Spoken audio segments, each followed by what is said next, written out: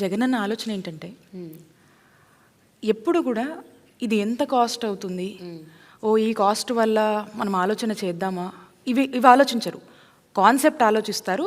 దీనివల్ల ఎంతమంది ప్రజలకు మంచి జరుగుతుంది, దీనివల్ల ఎంతమంది ప్రాణాలని ఈ రాష్ట్రంలో కాపాడగలుగుతాము, ఎంతమందిని మనము ఈరోజు ఎంతమంది కుటుంబాలకు మనం అండగా నిలబడతాము, ఎంతమందికి భరోసాగా ఈరోజు జగనన్న ప్రభుత్వం నిలబడుతుంది అనే ఒక ఆలోచనలో ఆలోచిస్తూ, ఒక మానవత్వ కోణంలో కష్టం తెలిసిన వాళ్ళకే దెబ్బ తగిలినోడికే నొప్పి తెలుస్తుంది అంటారు కదా, ఆ విధంగా ఆలోచిస్తూ ముందుకు వెళ్తారు.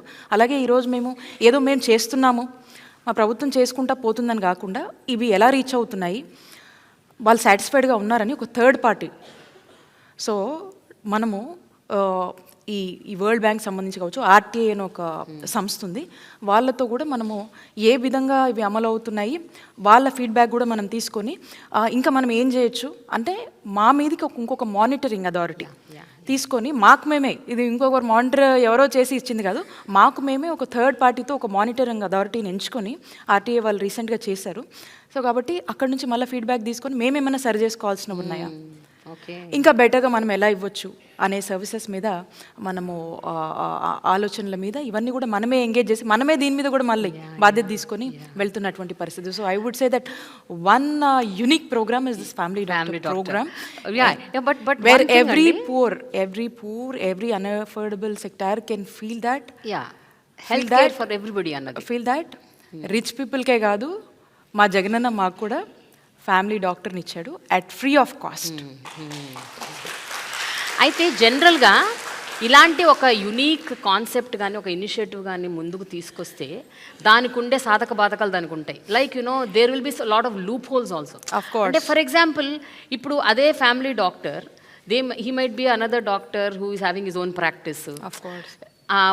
ఎక్కడైతే ఇప్పుడు వెళ్ళి ఆయన సర్వీస్ చేస్తున్నాడో వాళ్ళ క్లినిక్కి డైవర్ట్ చేయొచ్చు, అడిషనల్ టెస్ట్లు రాయించవచ్చు. ఇవన్నీ మీరు ఎట్లా మానిటర్ చేస్తారు? How are you able to do that? We have a good monitoring mechanism అండి. ఓకే, డెఫినెట్గా అదర్ దాన్ ది ప్రోగ్రామ్ ఈ మన గవర్నమెంట్ ఫెసిలిటీస్లో మనం ఎంగేజ్ చేసినటువంటి డాక్టర్స్ అందరూ కూడా దే ఆర్ వెరీ కమిటెడ్.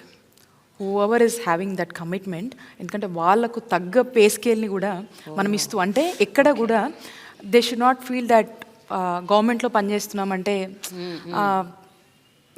ఒక ఇదిలో వాళ్ళు ఫీల్ అవ్వకుండా they have to feel comfortable in either of the ways. అన్ని విషయాల్లో వాళ్ళకి సంబంధించిన సెలవుల విషయంలో కావచ్చు, వాళ్ళకి సంబంధించిన శాలరీ విషయంలో కావచ్చు, వాళ్ళకి సంబంధించినటువంటి జాబ్ కంఫర్ట్లో కూడా వీఆర్ డూయింగ్ ద బెస్ట్ అని నేను చెప్పొచ్చు. అంటే ఉన్న దాంట్లో we are able to accommodate them well.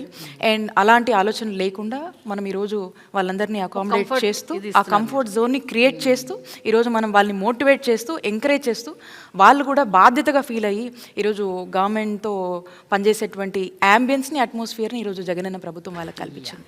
YS Rajasekhar Reddy గారు దివంగత ముఖ్యమంత్రి ఆరోగ్యశ్రీ అనే ఒక అద్భుతమైన ప్రోగ్రామ్ని ఇనిషియేట్ చేసిన ఆ వ్యక్తి. ఆరోగ్యశ్రీ అన్నది ప్రతి పేదవాడికి అదొక భరోసా లాగా ఉంది. అంటే నాకేమైనా ప్రాబ్లం వస్తే నేను హాస్పిటల్కి వెళ్తే పైసా ఖర్చు లేకుండా నాకు ట్రీట్మెంట్ జరుగుతుంది అన్న ఒక భరోసా. ఆరోగ్యశ్రీ అన్నది అన్ని ప్రైవేట్ కార్పొరేట్ హాస్పిటల్స్లో అమలు చేయాలి అన్న ఒక కాన్సెప్ట్ పోను ఏమైపోయిందంటే చాలా ప్రైవేట్ కార్పొరేట్ హాస్పిటల్స్ వాటిని వదిలేస్తున్నాయి. అంటే they are not catering to Aarogyasri. So Aarogyasri అంత గొప్ప ఫ్లాగ్షిప్ ప్రోగ్రామ్ని పూర్తి స్థాయిలో అమలు చేయకపోవడానికి కారణం ఏంటి? అండ్ మీ గవర్నమెంట్ ఈ విషయంలో ఎలాంటి చొరవ తీసుకుంటుంది to make sure that it is implemented in every hospital? ప్రజల ప్రాణాలు కాపాడేటువంటి ఒక గొప్ప ప్రభుత్వం అంటే కూడా ఒక దేవుళ్ళ లాంటి మనిషిరా ఇంతమందిని కాపాడారు, ఈ పథకం ఇంతమందిని కాపాడింది అని చెప్పి ఆనాడు వైఎస్ఆర్ గారి హయాంలో ఈ పథకం వల్ల హీల్ అయ్యి, అంటే క్యూర్ అయ్యి ఈరోజు ఉన్నటువంటి వాళ్ళందరూ కూడా ఎంత ఆయన్ని వైఎస్ఆర్ గారిని గుండెల్లో పెట్టుకుంటారు. ఆ తర్వాత ఎవరు కూడా ఈ ఆరోగ్యశ్రీని పూర్తి స్థాయిలో బలోపేతం చేసి కానీ దీన్ని ఆరోగ్యశ్రీని ఇంకా స్ట్రెంథెన్ చేయడం కానీ దీన్ని ఇంకొంచెం ఇంప్రూవ్ చేద్దామని కానీ ఎవరు కూడా ఆలోచన చేయలేదు. సో ఆ తర్వాత చూసినట్టయితే ముఖ్యమంత్రి గారు, సో మన ప్రభుత్వం అంటే మా ప్రభుత్వం అధికారంలోకి వచ్చాక అంటే 2019లో మనం కనుక చూసుకున్నట్టయితే ఆరోగ్యశ్రీ ప్రొసీజర్స్ 1059 ఉండేవి. 1059 ఉన్నటువంటి ప్రొసీజర్స్ని మా ముఖ్యమంత్రి గారు 3257 ప్రొసీజర్స్కి తీసుకొచ్చారు. ఇన్ని ప్రొసీజర్స్ని యాడ్ చేశారంటే అంటే క్రమక్రమంగా ప్రజల నీడ్స్ ఏంటి, ప్రజలు ఏ సేవల కోసం హాస్పిటల్స్కి వస్తున్నారు, ఎక్కడ ప్రజలకు డబ్బులు ఖర్చు అవుతున్నాయి, సో ఏ ప్రొసీజర్స్ మీద డిమాండ్ ఉంది, ఏ ప్రొసీజర్స్ మనం పెడితే వాళ్ళకు చేతి నుంచి రూపాయి అవుట్ ఆఫ్ పాకెట్ ఎక్స్పెండిచర్ పడకుండా ఈరోజు మనము ఉచిత వైద్య సేవల్ని వాళ్ళకి అందించి ఈరోజు వాళ్ళకు మనం అండగా ఎలా నిలుస్తామనే దాని మీద కంటిన్యూస్ స్టడీ. టీడీపీ హయాంలో 742 హాస్పిటల్స్ ఉన్నాయండి, ఎంపానల్డ్ హాస్పిటల్స్, 742 హాస్పిటల్స్ ఉన్నాయి. ఓకే. జగనన్న వచ్చాక ఈరోజు 2350 హాస్పిటల్స్ వరకు కూడా సుమారు ఎంపానల్డ్ హాస్పిటల్స్ ఈరోజు రాష్ట్ర ప్రజల కోసం ఈరోజు పనిచేస్తూ ఉన్నాయి.